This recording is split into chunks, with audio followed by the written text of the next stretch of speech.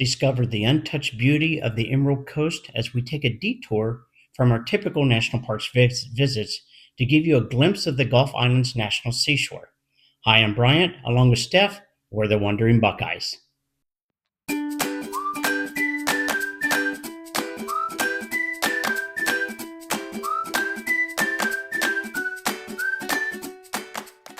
Heading east along Florida's Route 98, we turn left onto Route 399 towards Navarre Beach, otherwise known as Florida's most relaxing place.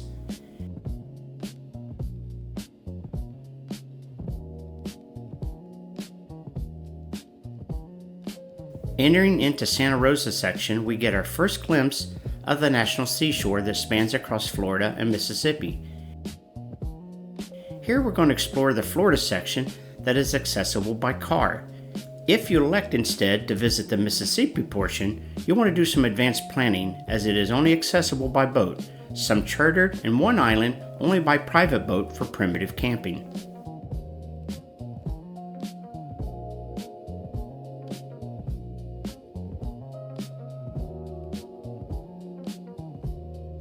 Turning off here, let's get a closer look at this bright white sand. Known as the singing white sand, it's traveled hundreds of miles and has a voice of its own. Okay, we got something new for you this time. As we travel down into Florida, we decided to go down to a national seashore. Unlike a national park, of course, it's along the seashore. There's 160 miles as it extends down through the Emerald Coast. And what's different about this, let me get down here where there's less wind. There we go. It's just pristine shoreline. So for 160 miles, all the way down the coastline, from Florida into Mississippi, there's various stops through here. You'll see no houses, no condos. You'll see it in the drive-in video. Such a beautiful place. The water is just emerald gorgeous. Today is unusually cold. We've been down here for about a month in the Florida Panhandle area, traveling around. And today, again, is our coldest day. It's in the 40s. Winds are in the 20 to 30 miles an hour. Quite windy with all the storms that they're having up in the east. There is something unique about this sand. Here, I'll give you a look at it here. The sand here is it's made out of quartz. It's 99% pure quartz. And so when you walk across it at certain times of the day, you'll hear the squeakiness. We're told that it comes from the Appalachian Mountains. And it's quite a distance from here, actually, to be coming down through here. At any rate, it makes that squeaky noise. And what's also really nice about this, they call it the Emerald Coast, the Emerald Beaches, is that the sand, because of it being quartz, holds no heat. So when you walk across it, even in the middle of July or August, it's going to be quite cool to your feet, which is really, really nice. Most beaches you go to, of course, are stinging hot. So we're going to continue on down the coast. We've still got about 15, 17 miles till we get to the end of this. Once we get to the end, there's a visitor center, a gift shop, all that sort of thing, as the national parks do. This is the National Seashore. And then across the bay, we'll be able to see where the Blue Angels practice. While famous for beaches, more than 80% of the park is actually underwater. It protects vital marine habits, seagrasses, and aquatic ecosystems. The seashore protects 12 distinct barrier island units that feature white sand beaches, coastal marshes, and maritime forest. It's a critical habitat for 4 species of sea turtles and the endangered Perdido Key beach mouse. The barrier islands are constantly shaped by wind and water, with some dunes reaching heights of up to 20 feet. In the U.S., we have 10 protected national seashores that are managed by the National Park Services. They work to preserve over 400 miles of coastline. Today, we're visiting the nation's largest, featuring 160 miles of protected white sand beaches, emerald waters, and coastal marshes stretching across Florida and Mississippi. These were established in Congress in 1971. The park offers year-round recreational activities, including swimming, snorkeling, hiking, and exploring historic 19th century forts. Are you ready for the ultimate beach escape? Then let's explore the Gulf Islands National Seashore.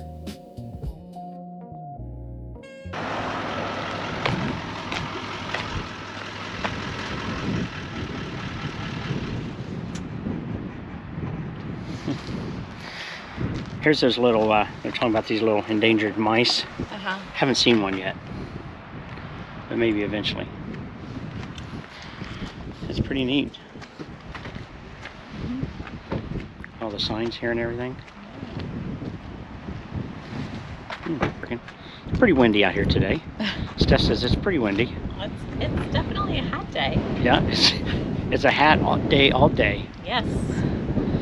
But we're almost making our way to the end, about 9 more miles to go, if you can hear me. It's beautiful here. Oh, let's stand on this side here.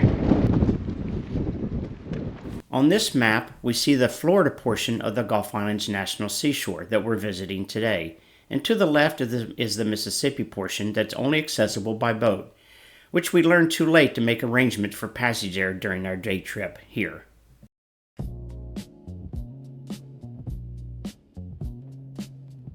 Access to the Fort Pickens sections of the National Seashore does require an access pass. You have the option to purchase one at the entrance, but plan ahead as we're told this park does not take cash.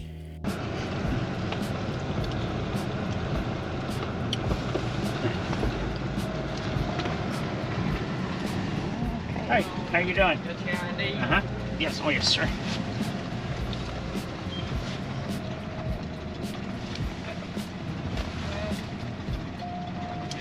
All right, thanks, sir.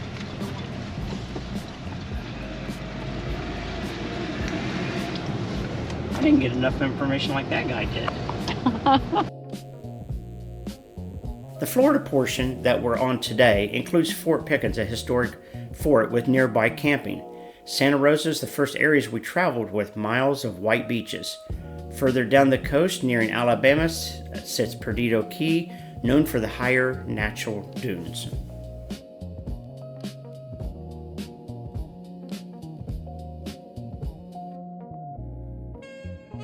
Nearby is Fort Pickens, and on the right is the Battery Langdon, built in 1923.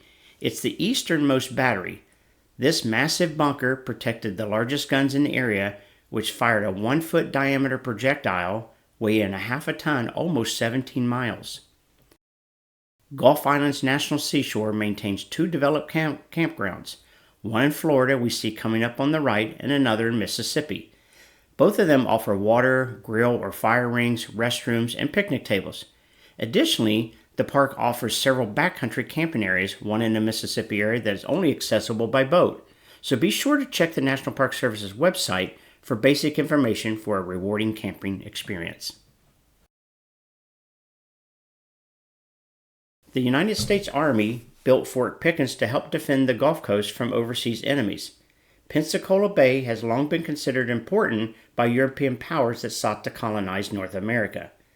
By 1825, legislation was passed to establish a Navy yard and depot on the bay. Fortifications were needed to protect the new territory, its resources, and assets.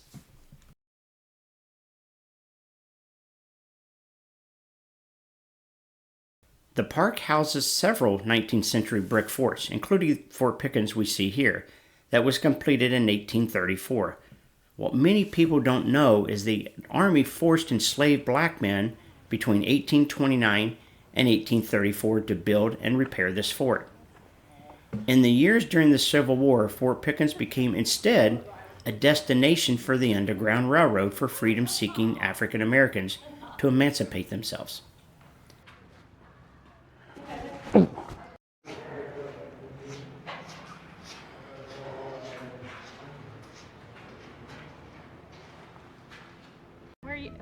Where do you live? In the Netherlands, but we're traveling for 1 year. So at the moment we live in our camper van. Oh, 4 years? No, 1 year. Oh, 1 year. For 1 year. Oh, for 1 year. Okay, yeah. So we are 10 months on the road now, and we have 2 months left. Wow. Where all have you been? Just staying in the Florida area? All around. We started in Baltimore. We shipped our camper over there. Oh, you brought your own camper? Yeah. Wow. The European camper. Yeah. Wow. And we drove up New York State, Michigan, North Dakota, South Dakota, Wyoming, and then we drove all the way up to Alaska. Oh. Wow. And then we came back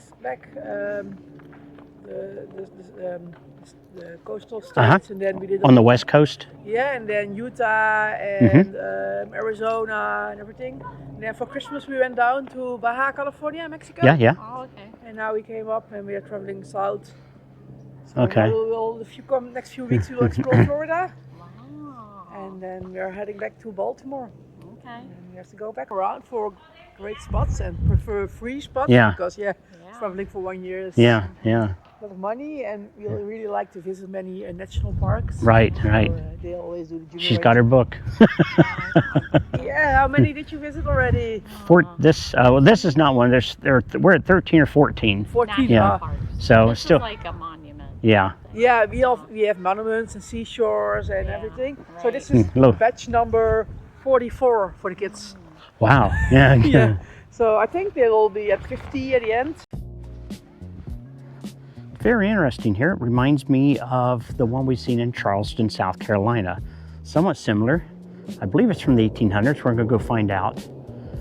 I'm going to walk up on top because right across the bay is Naval Air Station Pensacola, where we were a couple of days ago. So you can see a lot of the battery stations down through here. We're going to climb on top here and see what that's all about. So let's go. The Army continued to use the fort until newer technologies began to make Fort Pickens outdated. The Army used the fort until the end of World War II. It says it's an ammo exit area here, so I'm trying to figure out how this works. I have to go look this up, but you can kind of see. Looks like the ammo would have been on here. Not sure what's down in the hole there. And then I got a handle here. I guess that you could bring the ammo up on an elevator. And then you would transfer that over to here to the turrets that you see.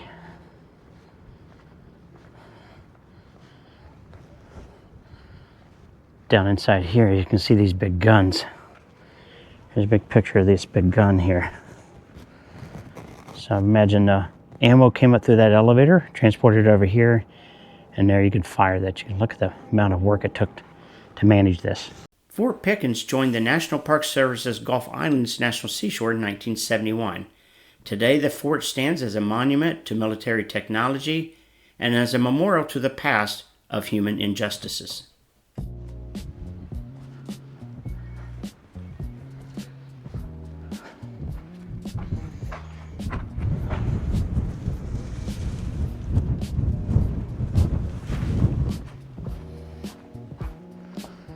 See if we can get on top.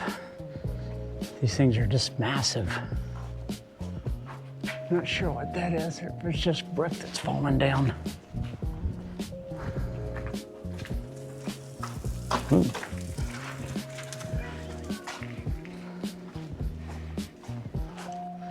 Ooh, these are some steep steps. Let's take a hike up this. See what this is all about. I suspect it's about to get super windy here. Whoops, about fell down. Grab my hat. Oh, what a view, what a view.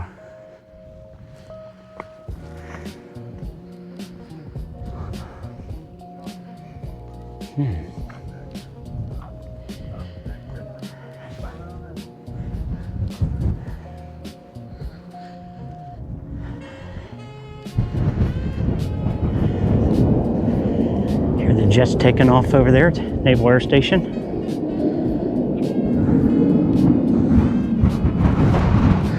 Super windy over here.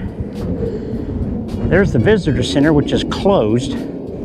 Fortunately, I have a gift shop here that'll be open so we can get our stamp. You can see over through here, there's a couple water towers, and that's the lighthouse we climbed the other day.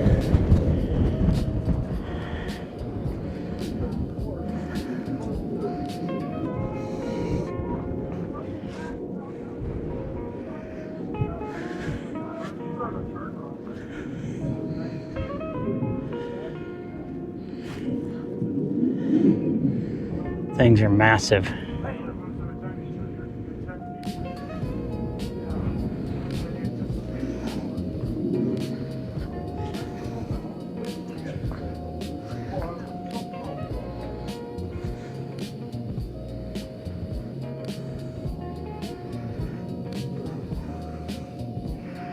So as it says, we're right here. You can see some other batteries out here. And then down through here.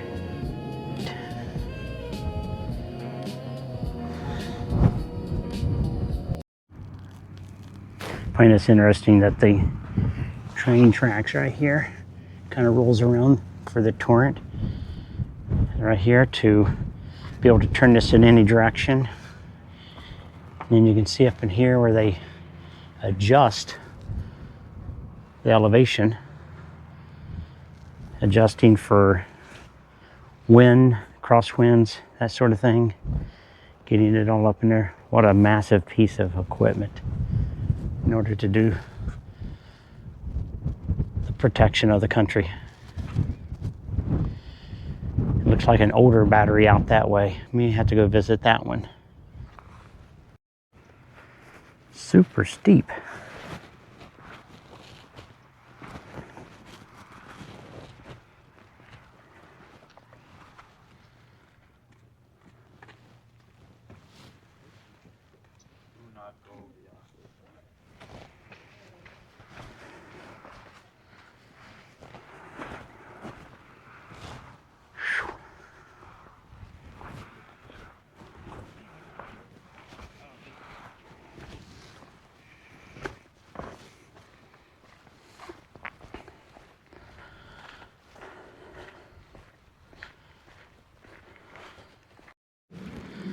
According to the sign here, this is a double arch. And what we're able to learn here is this was cut out or built for the deterrence in 1841. So a couple decades before the Civil War. And there you have it. Really interesting. And again, for a country that's so young, some of the history here is pretty interesting, as it would be in other countries, of course, that are much older, probably more interesting than ours.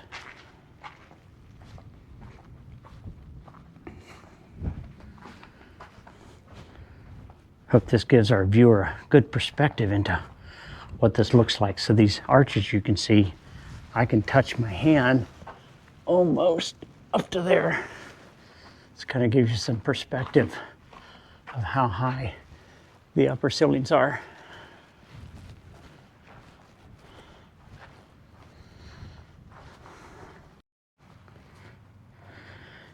And this seems to go on forever. This one goes now underground. And you can see the pass right here from the curves where the guns would have been so that they could point them out at the various directions outside. Really interesting. Oh, it looks like we can go this way as well. Okay, I don't want to get lost in here. Looks like I could easily get lost. Go this way. That looks like a dead end. Let's try this way. Yeah, this is interesting.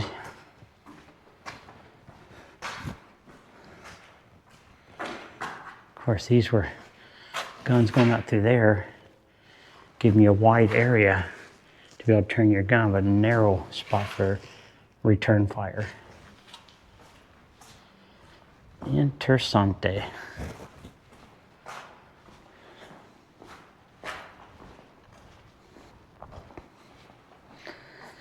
And some more, I don't know what they call these, but it's just the pivot point of the guns to roll across there.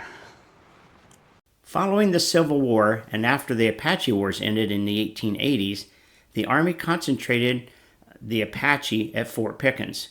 Prisoners of war like Geronimo, a leader and medicine man, labored at the fort for 1.5 years. Many of them remained prisoners of war for another 27 years here.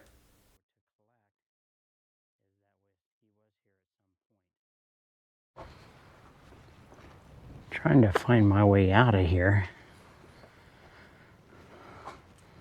Don't know if this goes in anything here. It's about 4 feet high here, so I've got to bend down a little bit. And it looks like there might be something this way to get out.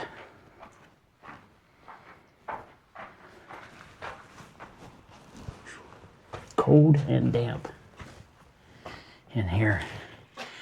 It's a light at the end of the tunnel, as they say. Just hope it's not an oncoming train.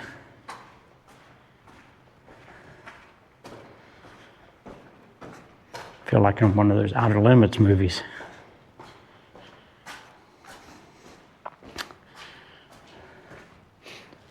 Whew. There we go. No idea where I am.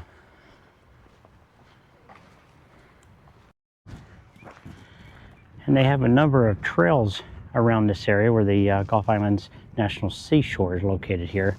And again, we're just across the bay from Pensacola, Florida. You'll see some of the trails right here.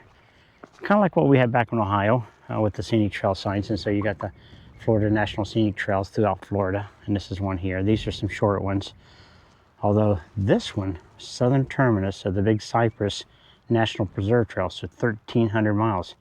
That's quite a hike. Probably going to need an extra pair of shoes for that one.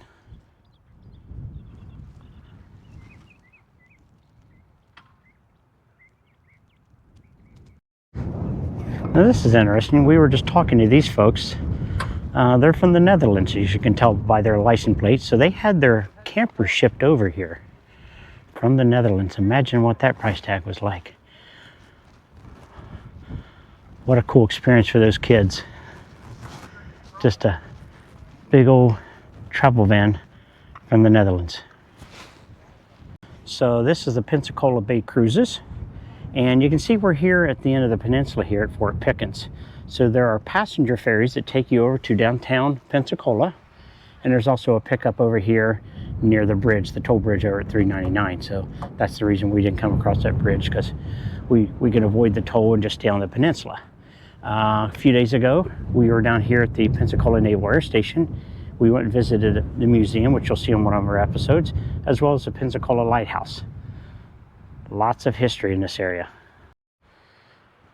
Not sure how well I'll get this on the camera, but across the bay, that is downtown Pensacola out here on the horizon. Not very far away, obviously, and one of the bridges we crossed to go over there. And if we pan all the way to the west, on the west side of Pensacola, and again, it might be a little bit hard to see, there's two water towers and a lighthouse. So that lighthouse is where we went a couple days ago. And we also went to the Naval Air Station Pensacola Museum.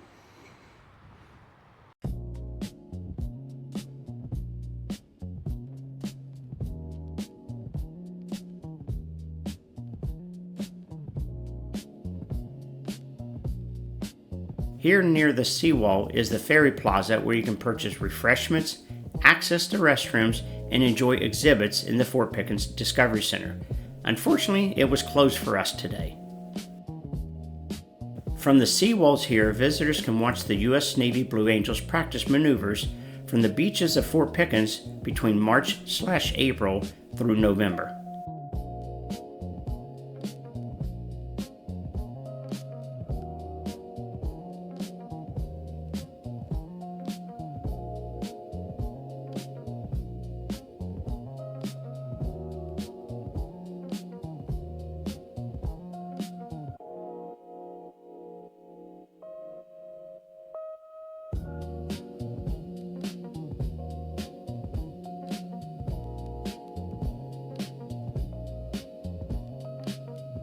Our last stop will be for lunch in Pensacola Beach at Flounders. This restaurant, established in 1979, was founded by Floyd Flounder.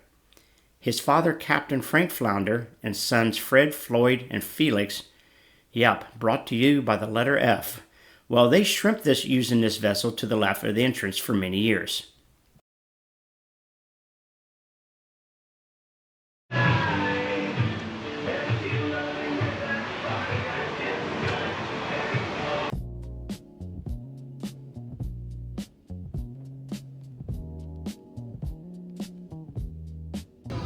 imperial, topped with citrus.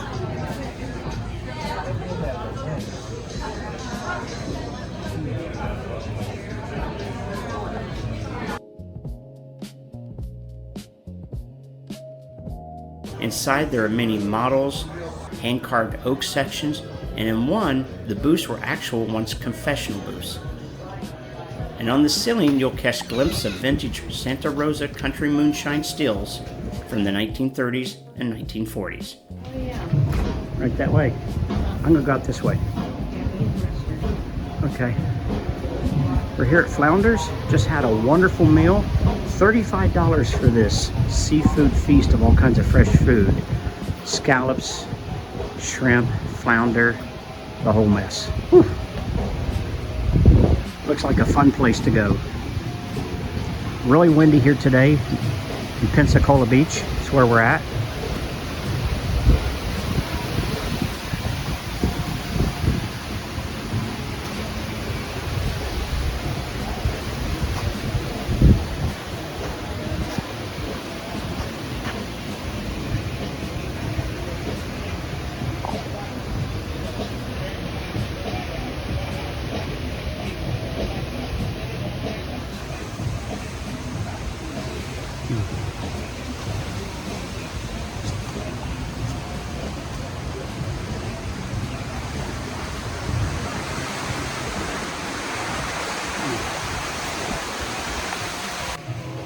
Like they have concerts here in the summertime, so we're a bit early for that, but to give you a view of it.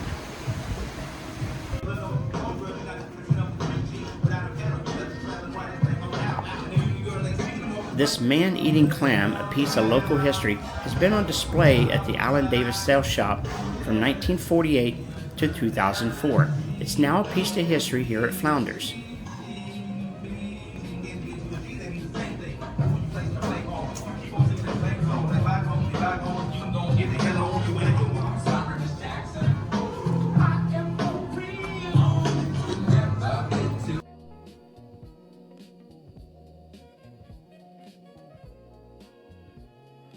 Well, that wraps up our visit to the Gulf Islands National Seashore. We hope you enjoyed watching it. Join us next time when the Wandering Buckeyes visits Mammoth Caves in Kentucky.